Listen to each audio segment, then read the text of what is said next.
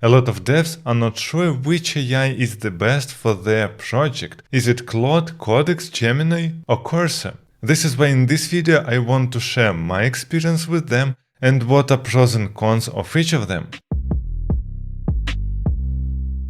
And in this video I am not comparing pricing, models, or specific features of each AI. I simply want to share my experience when I used them, what produced the best code, did best refactoring, and found best architectural solutions. And the first one in the list is Claude. From my experience, it worked great. It understood the task the best, even when you don't provide a lot of information inside. And the code was really decent on a senior level. It didn't have any problems with finding bugs or doing some refactorings. Overall, I was really satisfied with it. So I really think that Claude is great in reading through the lines and understanding what exactly you wanted to implement. But producing code with AI is not enough to be a senior. This is why I created middle to senior front-end bootcamp, which covers all senior knowledge. The second is Codex. I like generating code with Codex less than with Claude. For my taste, code sometimes is more difficult to read or more verbose. But here is an important part. If you just take Claude code and throw it afterwards to Codex, Codex will really analyze it critically. It will tell you all possible edge cases that were not implemented great and the better variants to do that, which essentially means Claude produced decent code, understood architecture really well, but some solutions from Claude might not cover all edge cases or be not the best one.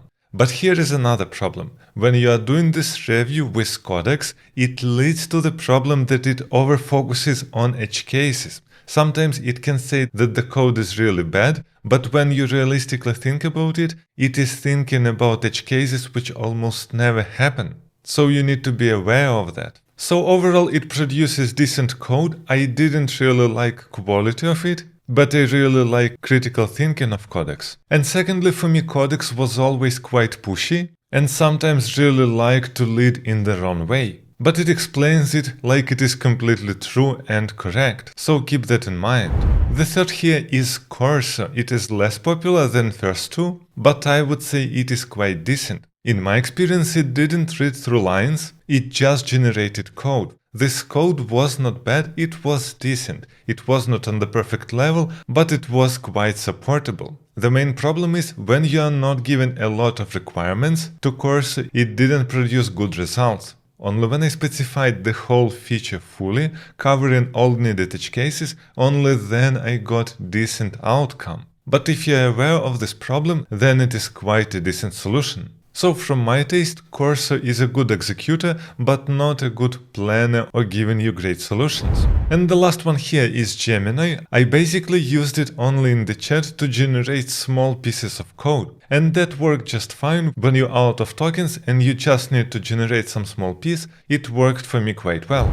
But here is one more important point. In all these AIs, I have problems that one day they're working just fine and producing great results, and on the next day they are super dumb and they just produce some garbage and they can't help you. And then you immediately go to another AI and it fixes the problem literally in seconds. Like you are jumping from Claude to Codex and it just changes one line and everything works. I don't know the specific reason for that, but if you have such problematic, I highly recommend you to just jump to another AI to solve some specific problem.